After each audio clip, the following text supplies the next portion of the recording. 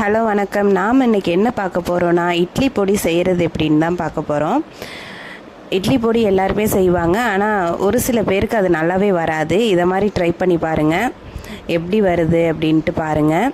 ஒரு வானலை சூடு பண்ணிக்கிட்டேன், அதில் கொஞ்சமாக எண்ணெய் ஊற்றிக்கலாம். எண்ணெய் ஊற்றிட்டு நம்ம கருப்பு உளுந்து உடச்சது தான் சேர்த்துக்க போகிறோம். வெள்ளை உளுந்தில் மேக்ஸிமம் செய்யாதீங்க, நல்லா இருக்காது. கருப்பு உளுந்தில் செஞ்சு பாருங்கள், நல்லாயிருக்கும். இது நல்லா வறுபட்டு வரணுங்க. இந்த உளுந்து வறுபடாமல் இருந்தாலும் இட்லி பொடி நல்லா இருக்காது. இது ஒரு கரெக்டான பக்குவத்தில் நம்ம வறுத்து எடுத்துக்கணும். நல்லா செவந்து வரும், பார்த்தாலே உங்களுக்கு தெரியும். அந்த அளவுக்கு நம்ம இதை வறுத்து எடுத்துக்கணும்.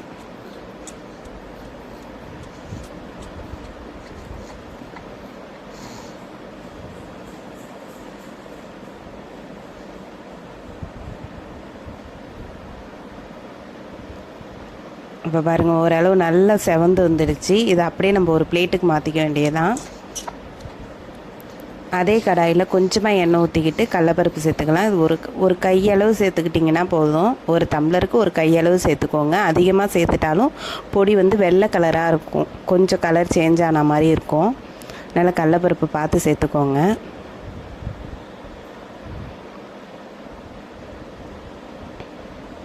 இந்த அளவுக்கு செவந்தால் போதும் கடலப்பருப்பு. இதையும் ஒரு பிளேட்டில் மாற்றிக்கிட்டு கொஞ்சமாக எண்ணெய் ஊற்றிக்கலாம். அதில் நம்ம மிளகாய் சேர்த்துக்கலாம். உங்கள் காரத்துக்கு தகுந்த அளவுக்கு நீங்கள் சேர்த்துக்கோங்க.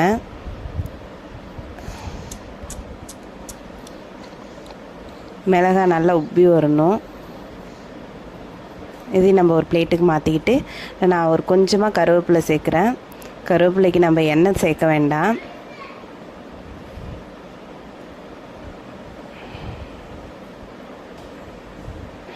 கருவேப்பிலை நல்லா சுருண்டு வந்துடும்.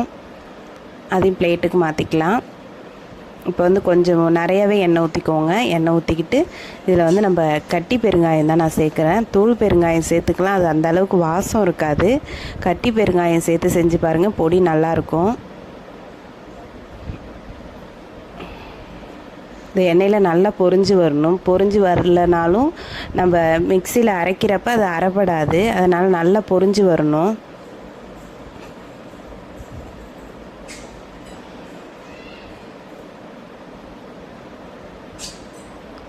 பாருங்கள், இதையும் நான் சேர்த்துக்கிறேன். இதோட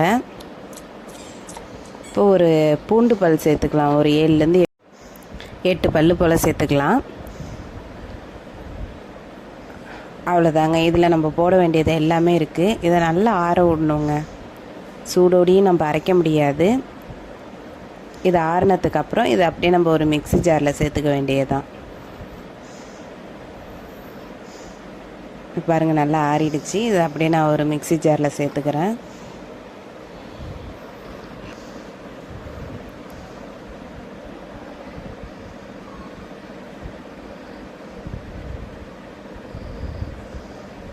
இது தேவையான அளவுக்கு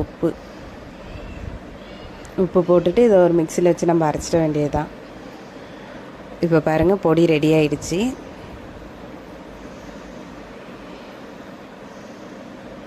நீங்களும் இதை மாதிரி ட்ரை பண்ணி பாருங்கள். நான் ஏற்கனவே கருவேப்பிலை பொடி செய்கிறது எப்படி அப்படிங்கிற வீடியோவை போட்டிருக்கேன்.